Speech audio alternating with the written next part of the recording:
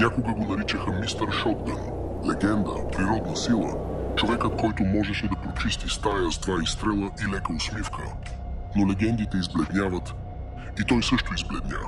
Някъде по пътя загуби всичко. Огъня, инстинкта, онази ръбата увереност, която го правеше неудържим, падна. Чак до дъното, където ехото на миналото му се присмиваше. Дните се превръщаха в нощи, нощите в мълчание. Вече не го страхуваха, вече не го уважаваха. Просто един призрак в свят, който беше продължил напред без него. Но после тя се появи.